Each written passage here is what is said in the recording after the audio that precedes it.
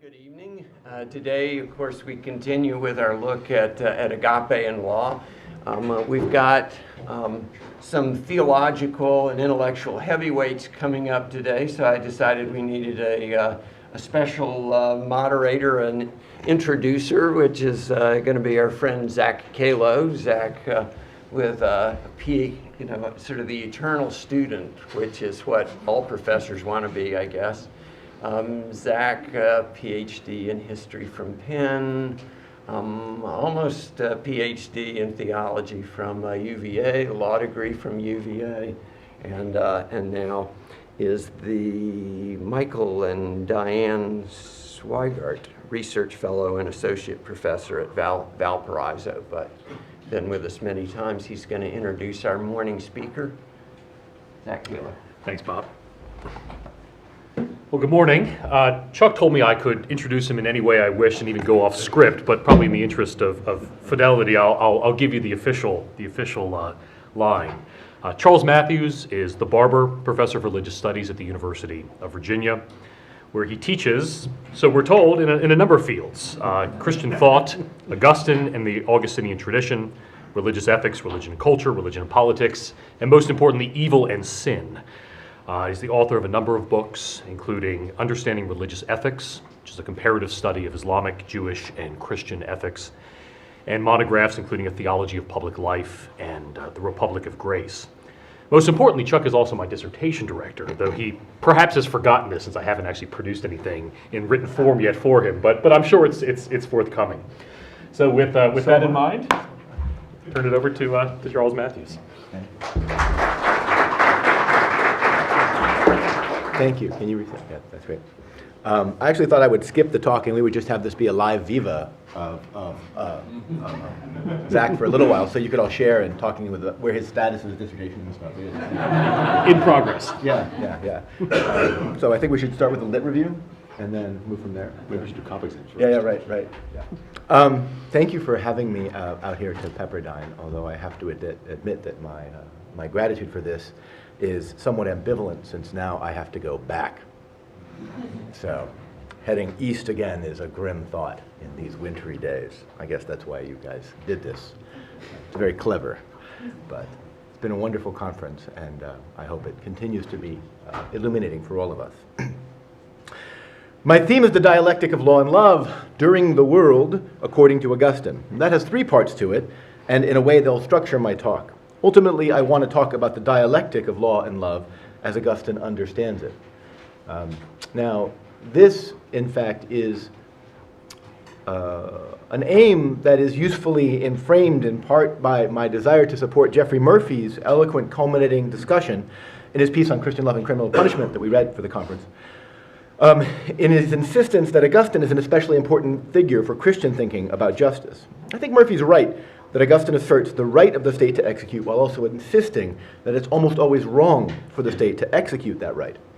Augustine's well-known programmatic statements about politics in general allow for multiple developments at the level of policy, of course, and the history of political and philosophical and theological thought in the last 1,500 years is largely a story of people arguing about how properly to read Augustine, at least in the West. But we're well advised when we can to attend to his own more concrete and policy-level statements, typically captured not in his more programmatic books, but in letters and sermons and occasionally in commentary that he would offer, if only to see how he thought we ought to develop them. I also do this in response to Bob Cochran's initiating question yesterday about how agape should be manifest in law. I'm broadly in that line of Christian realists whose first intuitions on these issues are critical, immediately suspicious of sentimental misapprehensions and ham-fisted applications of the gospel, and moralistic calcifications of it as well. But this tradition, that's the part of the pessimistic Niebuhrian realism we've all heard of, yet this tradition also insists that love and justice are positively, if dialectically, related. In Niebuhr's terms, justice is the self-limitation of love. Love fuels the drive for justice, but justice is a reflexive self-critique of love, in an age of always imperfect and flawed love.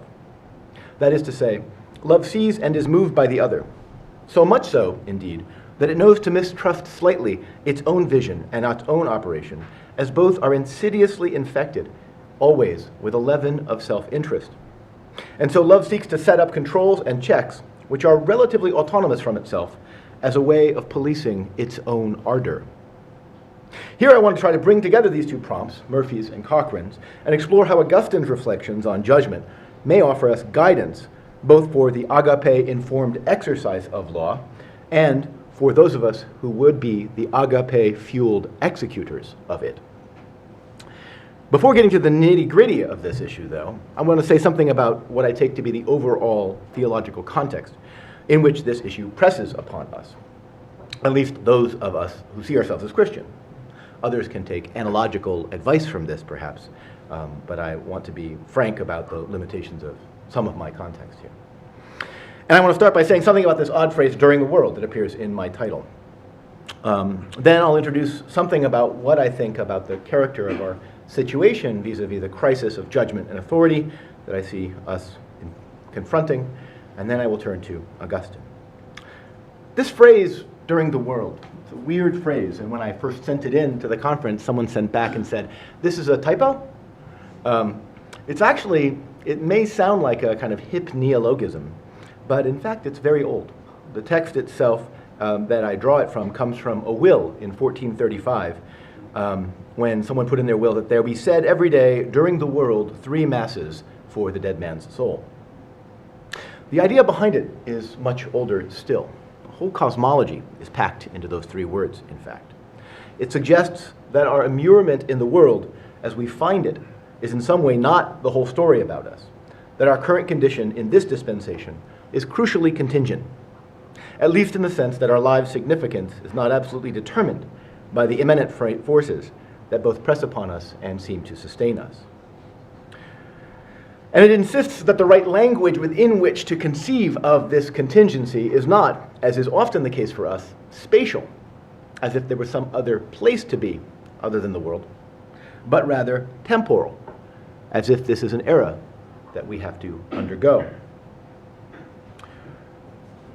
And in this recognition of the world's temporal structure, we find a wise recommendation folded into it, that our mode of inhabiting this structure should be one of endurance, right? Not achievement. We cannot expect our moral and spiritual lives to be ones of accomplishment fundamentally. Rather, we should expect our lives to be marked by various forms of suffering, including, we hope and pray, suffering the mercy of grace.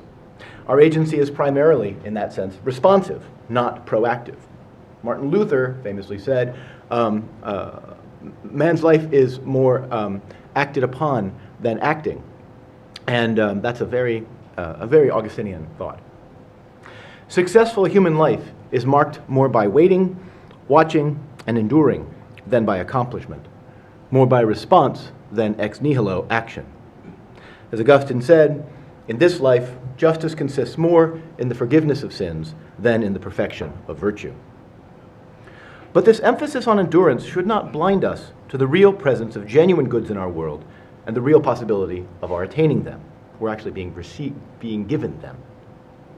Just as the desert was an arena of holy dramaturgy for the monks of ancient times, Augustine says, "Saeculum autem hoc eremus est." The world itself can be our desert. Right? He says this in a wonderful sermon. He says, thinking about our lives in this world can itself be a mode of monastic perfection. The site where we receive and endure the strange mercy of God's redemption and sanctification. Thus, this is a broadly ascetical approach to life, one that sees life as a matter of becoming shaped by a gracious discipline. In all these ways, the phrase "during the world" seems to me to capture something useful and paradigmatically Augustinian. Furthermore, the Augustinian recommendation of endurance here suggests we inhabit a perennial crisis, not an historically contingent one. Whether we live in modernity or postmodernity or late modernity or some other description of our situation, the crucial part of our address is that it is east of Eden, and always has been since Adam and Eve. Augustinians are in this way not declensionist historians, right? People who are committed to a kind of larger story of cultural decline, suggesting that we have suffered a substantial collapse from an earlier and still reacquirable age of virtue. If you think that Augustine would like that, just take a look at his reading of the Roman Republic and its putative claims to virtue. Such an approach is escapist nostalgia, luring us away from seeing clearly the structure of our situation. But the manifestations of our permanent crisis during the world always take different forms in different contexts, and we always need some relatively fine-grained language of theopolitical social criticism indexed to our particular place and time. We don't need that language to go full apocalyptic and to seduce us into thinking that we stand at Armageddon and battle for the Lord with a kind of Manichaean McIntyre or John Milbank. We should just try to avoid jeremiads against an age after virtue or an age of nihilism or a culture of death. We need something more soberly diagnostic, something I would suppose like Charles Taylor's critique of contemporary liberalism's ethics of inarticulacy, in order to help us see and attempt to confront some of the most obvious challenges that we face today. In our context, it does seem to me that a reading of the signs of the times suggests a particular configuration of our predicament. And for our purposes, especially from an amateur's perspective, for those of you who are caught in the tendrils of the legal profession and the legal vocation, in a good way, that's not meant critically. Maybe it is for you, but I didn't mean it that way. One crucial fact of our age is what I want to call the crisis of judgment and authority that we currently face. So I want to turn to that next. This is now the specific contextualization of our situation. I have a lot here to say about Richard Posner's recent interesting book, The Ways of Judgment. Oh, no, sorry. He didn't write that one. Reflections on Judging. Posner has a really fun story about what he thinks is going wrong with the legal profession, especially judgment, today. I actually think there's something interesting in what he says. He's always an interesting person to read, but he seems ultimately to reduce his advice to a matter of techniques, as if people who were simply as clever as Richard Posner and able to engage in as many kind of forms of intellectual input, we would actually be able to solve the problems we confront. I don't think so. I think that other texts that have come out recently, and here I'd point to Bill Stuntz's Collapse of American Criminal Justice, and also an earlier book, Oliver Donovan's Ways of Judgment, and his larger work. He's very difficult, but he's worth struggling with, in my opinion. Suggest actually that we live in a more profound cultural problem than one that can be solved with mere technique. I think we live in a culture where justice is increasingly hard to articulate as a moral source independent of aggrieved self-interest. And we face this difficulty because our overall moral languages offer fewer and fewer ways to acknowledge extra-subjective moral authorities in general. Right? So that while this conceptual inhospitality to authority is the setting in which are rooted our own more specific anxieties about judgment and the possibility of justice being delivered by law, we yet live in a culture where authority of various sorts is ever more pressing upon us as we grow ever more reliant upon others, other experts, as regards their special forms of expertise for ever larger dimensions of our own lives. Right? I do this all the time with my students. I ask, how many of you have seen someone die? How many of you have killed your own meat? How many of you have grown your own spinach? You know, they're 2 or 3 generations ago, they're incredibly, from their perspective, naive grandparents or great-grandparents, right? Utterly clueless people. They had, by the time they were 19, many of them had children, right? They had confronted death, sometimes their own children's death. They knew what it was to take life in the sense of taking an animal and killing it for their food. These are dimensions of ordinary life that are increasingly buffered from us, and that's a fascinating thought. We live in increasingly narrower and narrower realms of ordinary human life. And we have outsourced those other realms to parts of the rest of us who are experts in that, right? So that in a way, you have experts at meat packing plants and stuff like that. And let's be honest, just like no one wants to see what happens when lawyers talk to each other, no one wants to see what happens in a meat packing plant, right? We want to eat the food, but we don't want to know where it comes from. Right? It's a terrifying thought. And this is ironic because, especially in situations of judgment, we rely on people to make actual judgments that we hope stand beyond or express something beyond their own personal preferences. In other words, in the activity of judgment, legal or political, also when you grade someone, any number of these things, you find a situation where subjectivity is immediately required, but you're hopefully speaking beyond your own immediate self-interest. That judgment of this sort is a human practice that partakes of ultimate significances is not something that I hope I must spend much time on in this setting. Let me say only this. It seems clear to me that there are not just moral, but even theological dimensions latent in the practice of judging. Judging is a matter of legal ultimacies, and these ultimacies have something to do with other ultimacies. And so judging is a particularly charged, particularly obvious moment, in a way, of what we could call civil religion. Hence, we should, and typically do, approach judging, however tacitly, however inarticulately, with a certain civic piety. We recognize the need for sobriety in this act, and yet we seem unable to do honor to what the act implies in our vocabulary for talking about it. When we take up the question of authority, as Posner does in his book, we typically fall back into a kind of very different sociological category of expertise. Right? We are increasingly tone deaf to authority and judgment. And this tone deafness bespeaks a larger problem. Now, how can we best try to confront it today? This is where Augustine can come in and maybe help us, right? Riding across the plains with his cavalry. I want to use one text of Augustine's that's probably reasonably unknown in this setting, although if it isn't, I'm delighted. And I've asked Dana to put it up on the website so you can get it if you want. It's a sermon he gave. Sermon 13 is what we call it. The sermon speaks about how to be a judge, how to exercise political power, and most generally, how to be an authority in a way that may be of real interest today.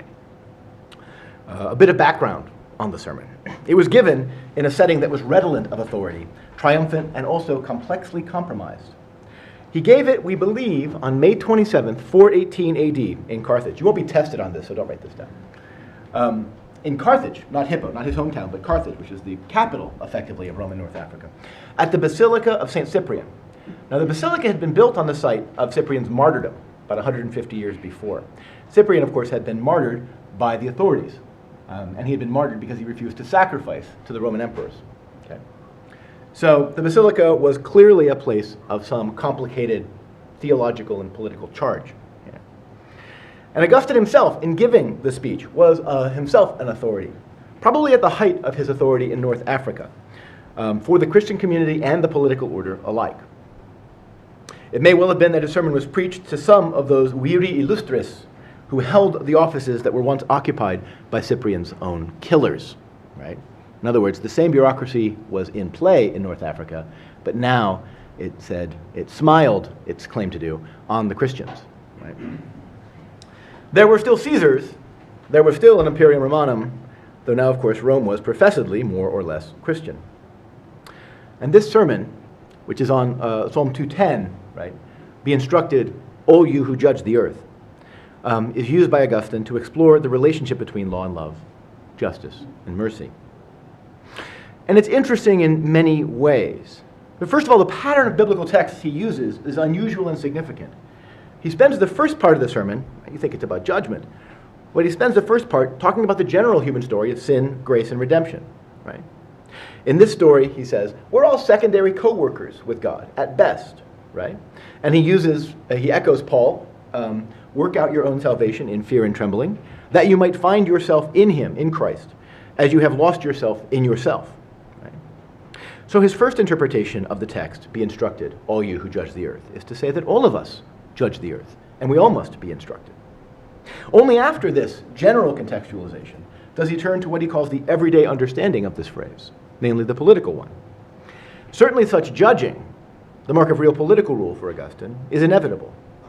But such judging is immediately fraught, for kings are no closer to God than anyone else. Augustine says, the earth is judging the earth.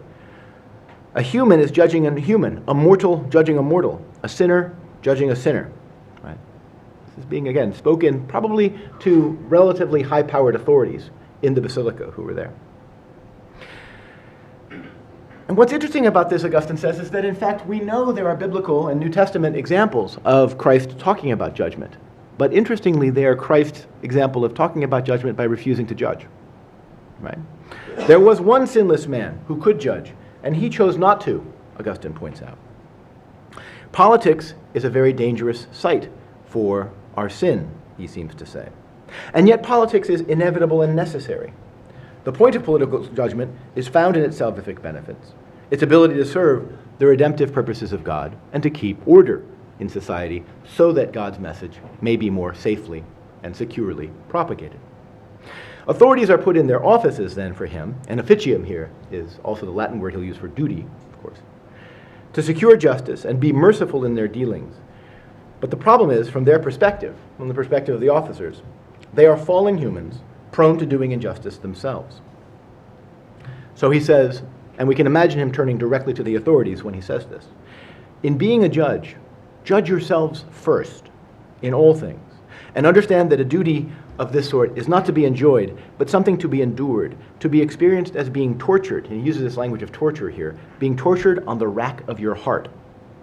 If then you don't want to exercise your authority unjustly, all you human beings who wish to have authority over human beings, well, be instructed so that you avoid judging corruptly and perishing in your soul before you manage to destroy anyone else in the flesh. If you seek authority, Augustine says, you must pay bribes, of course, right? Much as our political system today is perhaps mildly compromised. And Augustine says, I'm not criticizing you, not yet. Only after this final chastising swipe at political rulers does Augustine turn to the text that had already in his time become one of the most fundamental texts for Christian political understandings, namely Romans 13. But here again, Augustine further complicates the authority's authority, right, by recalling this congregation's attention to where they physically were. Think of the blessed man whose blood was shed on this very spot, he says. He urges on his audience, judges and listeners alike, a moderation and a mercy in exercising the awesome duty of judgment. He urges them especially to avoid passing judgments which are by nature irrevocable, such as capital punishment, and always in their judgments to look for ways to exhibit and reflect and recursively participate in the mercy which is a perpetual mark of God's character as revealed in Jesus Christ. Let me sum this up, because this is now, and we've got a kind of a relatively quick map of what's going on in this thing. What's going on for Augustine through this text? What can we see, actually, about the picture of justice and judgment that he has? In performing judgment, exercising power, and inhabiting authority, we undertake duties simultaneously political, evangelical, and ascetical. Okay? Such a practice is useful as a counterweight against the seductions into pride that are faced by our own souls when tempted by righteousness, and thus this is an ascetical practice. It is a way to teach others about the peculiarly distended way in which God's love and God's law are manifest during the world, and thus this is a political and pedagogical practice. And in both ways, it relies upon our insisting to ourselves and to others that this world is a partial and provisional place where full justice will not be accomplished, and yet partial justice must be. And this realization of what justice can be here and now is always a murky and tragedy-laced endeavor. And yet this longing for justice that we truly feel is real and to be respected, for it speaks of a deeper and higher justice yet to come, a justice that we are promised will be riddled with mercy and forgiveness on the judgment day. And thus, finally, judging has to be, for Augustine, an evangelical practice, in the sense of delivering to all the community of the world, Christians and non-Christians alike in this way, the good news that God is actually merciful to us.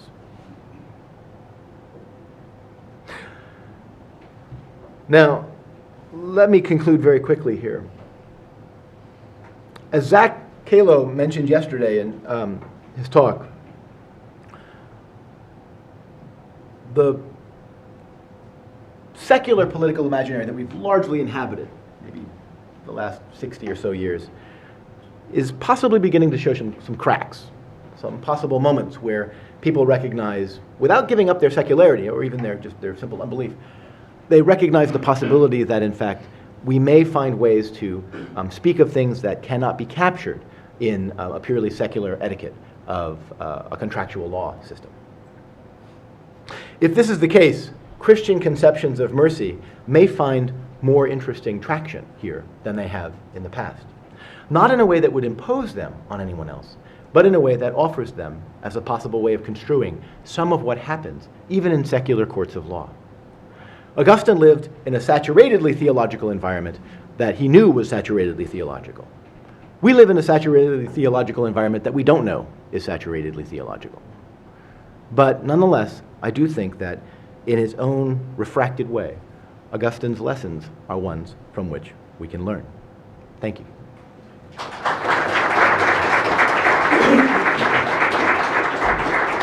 Do you want me to take questions? Yeah, I think we're going to go till about, what do you think, Bob, about 20 to 25 after? So we've got about 15 or so minutes for questions. Yeah. Hey. I appreciated your reflection, particularly about not becoming apocalyptic, and I think you used our judgment of the society around us should be sober and particular. But on the other hand, it kind of reminds me of debates that Christians in Germany were having on the eve of the Nazis about exactly when the Nazis would have gone so far that finally we come out and say this is a government which has gone too far. And I wonder if you could just address that. Does your analysis mean we can't say this is our state today is worse than it was 20 years ago? I mean, how would Augustine compare states and say this is better, North Korea is worse than Afghanistan and better than something else? How do we compare states while remaining sober and compare times while This is a great question and a very deep question for anybody who wants to use what I would consider a kind of broadly perennialist picture of moral assessment, because ever since, whatever it was, the little girl laughed at Aristotle when he fell into a well. Is this the story that Sophocles tells? Okay, yeah. There's been this problem that the abstractions may lure us away from the concrete judgments. I would say this, that to offer an assessment of where a country's particular challenges are is always a fraught issue, but one that we can do with some confidence once we have a kind of sufficiently broad set of data, right? So it would be safe to say that in North Korea right now, things are pretty problematic and dangerous for people. I have heard a lot of talk about the coming Nazification of the United States, and I would encourage people who think that to take another look at what was going on in Nazi Germany after about 1936. So after we have our, this great letter that came out in the San Francisco Chronicle or the Wall Street Journal a couple weeks ago about we're a few steps away from Kristallnacht for the wealthy here. Kristallnacht was a large-scale event that was sponsored by the government and led to the immediate deaths of several hundred people and the further incarceration of the Jewish population of Germany. So I find the on a relatively fine-grained scale of assessing what's going on, it's pretty straightforward. I can do that. I can have an argument about that. The issue I'm worried about is those are pretty fraught, of course. Those judgments are always very provisional and always very fraught. The larger issue is are we moving towards, or can we find any kind of confidence in a kind of apocalyptic judgment about where we are? And Augustine is reasonably accused of being the first person to so-called spiritualize the apocalypse. He says in City of God, in 20 of the City of God, he says, you can't really judge from the signs of these times that we are X number of years away from the second coming. We have to read these texts in a very different way. And I tend to think that's an important thing to do. So we need to have kind of low-level cultural diagnosis, which gives us enough, it seems to me, to go on. Concerns about consumerism, concerns about identity politics, concerns about all sorts of different kinds of violence. That gives us enough to chew on and worry about, rather than thinking that we are either because of hostility towards the rich or the placement of the Keystone Pipeline or what have you, one step closer to Armageddon. Is that getting at this question? It was probably an exact. As I take Augustine in your remarks, everything gets a little flat. All governments are bad in certain kinds of ways. And as you were talking, it seemed to me that the way you were looking at it made it hard to distinguish certain governments that are better and certain governments that are worse, particularly as those differences get closer. Is that a real weakness of the Augustinian view you're putting. Yeah, no, I'm not it's trying a, to say America's Nazi Germany. What I'm trying to say is, do we have a mechanism of fine-tuning our analysis of political regimes if we're Augustinian? yeah, I just don't know that the all the details of that. I think that is not where Augustine puts his main critical energy. I think that's where he does not put his. So blame it on me, not Augustine. But I do also think that Augustine has a pretty well worked out vocabulary in his own day that he uses to talk about what's going on in his own particular context, and he speaks in policy issues pretty clearly in this way. I just don't know that a lot of that framework on the policy level is one that is distinctively Augustinian as opposed to other kinds of formulations. A lot of his language and criticism turns out to be using Roman civic republican language in complicated ways to talk about what's going on, or using actually he has a couple really wonderful interventions in issues around Roman law. So it's not clear to me that we have a distinctively fine-grained Augustinian language that is distinctively Augustinian, but that also doesn't mean to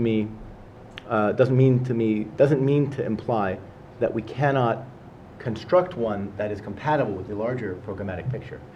The crucial thing would be a moral psychology built around, a theological and moral psychology built around the idea that humans are always fundamentally longing for God and thus always prone to be idolatrous. And a larger picture of history which says that humans are always trying to find ways to invest history with a kind of literal meaning that God has refused before the eschaton to provide them with. So from that, you can then build up a certain set of political criticisms. I have opinions. I think they are Augustinianly informed. I don't know if they are directly derived from the conduits of this.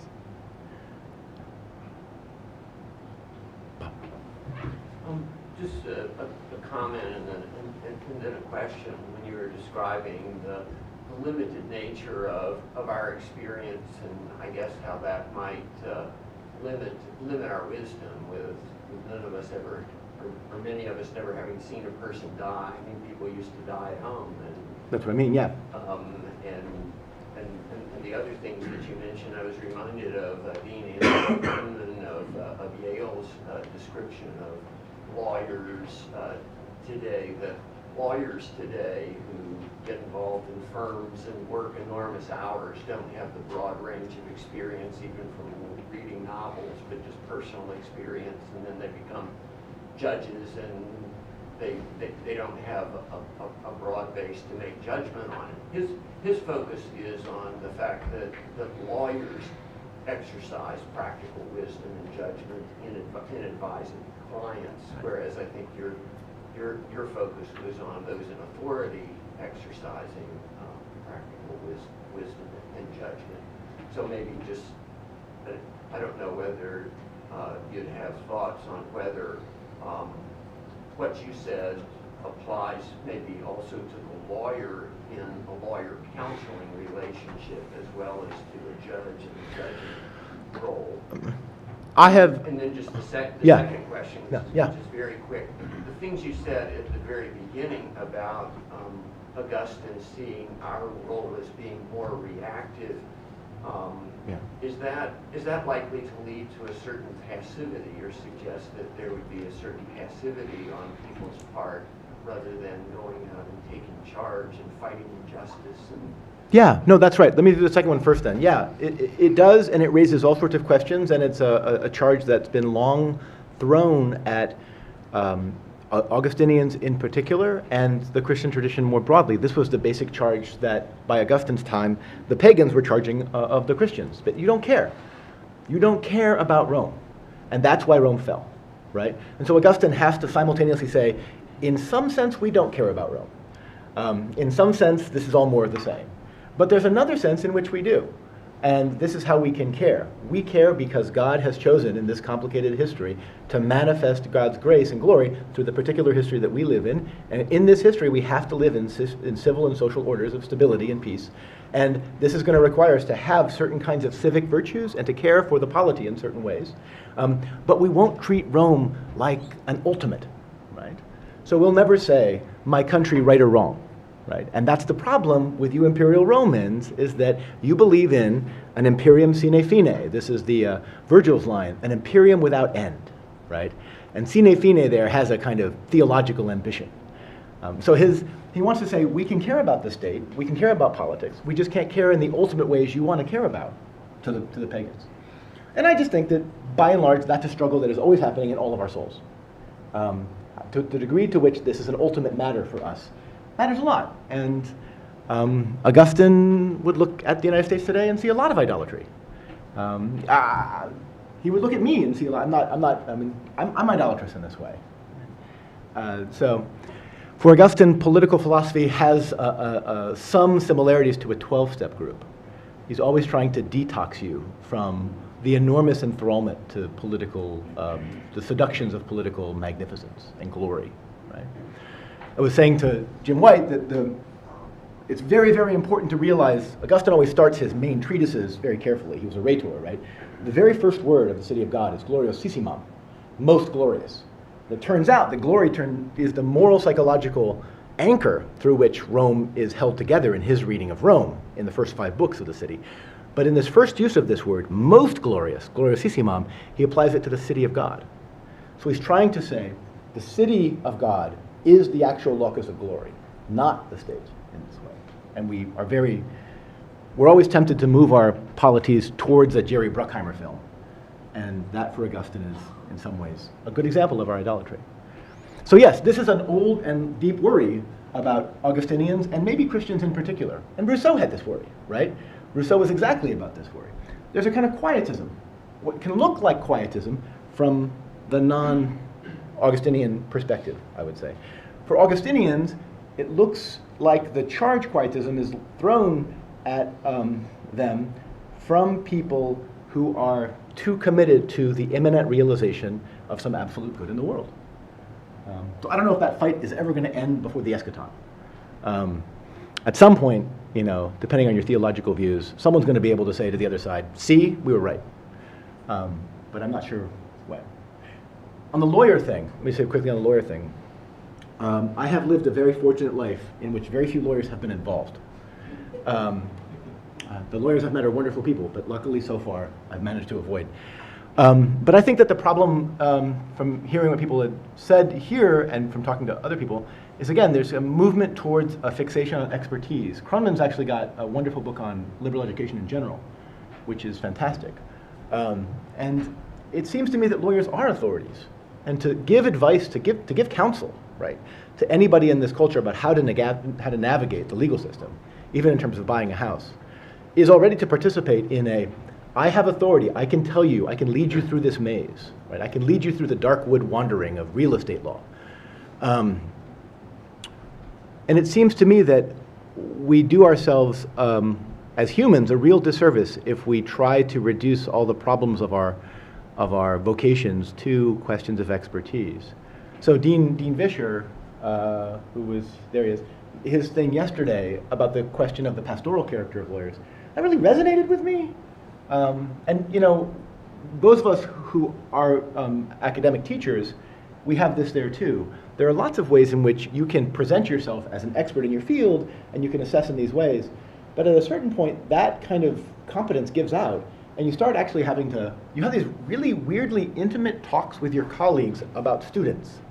I don't know if you guys have had this happen, but I mean, like, you have a weird, not in a creepy way, don't worry, Bob's looking at me worried here. Maybe that too. Yeah, well, I don't know, I don't want to go there. Just kidding. Yeah. I mean that you actually talk about what do they need to do? Not about like how they performed in a class or whatever, but what kinds of things, especially at the grad level, what do they need to struggle with or whatever? And that doesn't strike me as a skill that can be mastered through technique. That is, again, a pastoral development of trying to attend to the person before you and listening to them with all of your senses open, in that sense. And the humanities, the humanistic training that maybe we sometimes are prone to give up for further training and expertise may undercut our ability to, the expertise may undercut our ability to apprehend that. I hope that's getting at something of it. Yeah, David, okay. You described a sermon of Augustine which he's preaching before civil magistrates. let's say that he was at an ecclesiastical synod of some sort. He's got churchmen sitting in front of him. And there's some serious case. There's some sinful action that has to be dealt with by the church, some kind of disciplinary action. And he wants to preach about judgment and mercy. How does it look? How do you think Augustine would have preached that sermon if he had clergy sitting in front of him instead of the civil magistrates in that different kind of setting? We have good examples, of course, of him doing just this. And I am... one of the Dolbo sermons, these sermons that were discovered in the 1980s, I think they were... The Divjak letters were discovered in the 70s. The Dolbo sermons were the 80s. One of them had 25 things, one of them had 30. I think it's the Dolbo that has 30. 30 new sermons of Augustine that had been lost basically for 1,500 years. And they were found inscribed in some stuff. One of the great tragedies, this is an aside to an aside, so I'll get back to your question. One of the great tragedies of the Yugoslav wars in the 90s and the civil war in Syria right now is that almost certainly there are texts in monasteries in those regions of the world that have been destroyed that were irreplaceable. We've lost forever things from the world that used to be. And so the Dolbo, he's got a great sermon where he says, it's not spoken to authorities, but it's spoken to his congregation, and about the question of how seriously they should take what he says. And he says, look, I'm very serious about this, but I speak in time. I am not giving you a gospel. I change my mind as I write, and my views become more specific. And I am much happier with that person who disagrees with me because they have made their own judgment, even if I'm right, than I am with that fan of mine who agrees with what I say because I'm the one who says it. So he's worried about ecclesial idolatry there. Now that's a tricky, and that's a pastoral moment, right? So he's being very cagey. But that should give you an idea that at certain points, even in his ecclesial authority, he wants to leaven it with some suspicion of this. By and large, Augustine, in dealing with different sects, especially the Donatists, was able to maneuver himself as a good lawyer so that it was always the Donatists who were always breaking the law and always the ones doing things. So he would set stuff up where he'd say, you should come and meet us here, and we will have a council or whatever, and then they wouldn't come. And so finally, in Carthage, in 411, he got the whole North African church together with political authorities to govern it. And the church itself kept saying, and Augustine kept saying, the Donatists are part of our communion, right? They won't let us in their churches. They will not give us communion. If they were to come to our churches, we would give them communion. And at this point, Augustine says, it looks like what we have here is actually a problem for the civil magistracy to decide. Because this has stopped being merely an ecclesial dispute. This has now become a matter of civil disorder. Not because of different beliefs, but because the Donatists started to take their beliefs, some extremist Donatists started to take their beliefs into the streets and attack people, right? So some of Augustine's priests were assaulted and beaten. I think some were killed. Priests had lye thrown in their eyes to be blinded. And this is where you get that letter that Jeffrey was talking about. There's a letter, or someone was talking about yesterday, the letter to the judge. Who was talking about the letter to the judge yesterday? Oh my God. That letter. The bloodletting? Augustine sends a letter to the judge, and he says it's about a case in which Donatists are being asked. The judges are asked to assess whether or not to kill Donatists who have been arrested for these civil crimes. And Augustine even there says, "Don't kill them," which is a remarkable thing. Augustine was a good Chicago politician, right? I mean, he knew how to set stuff up so that it always looked like the other side were being unreasonable and stuff. But when he needed to, he could rumble. But it does seem to me that in this way, the basic dispositions of what it is to inhabit authority, whether you're a bishop or a civil magistrate, are, for him, psychologically very similar in that way. And he certainly had, I mean, good Lord, this is a guy, we know Augustine mostly through his disagreements with other people, right? So he had disagreements with people quite strongly. But his views were continually attempting, until finally they got attacked by others, were continually finding ways to kind of make space for disagreement within the structure of the church itself. It's just my happy, pretty reading of Augustine on this. We should probably bring this Oh, I'm sorry. session to a close. Any announcements? Still some breakfast food outside, finish it up,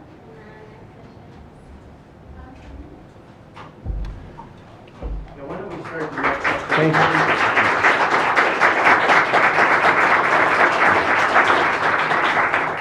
We'll start the next session at 9:40, so you get a little.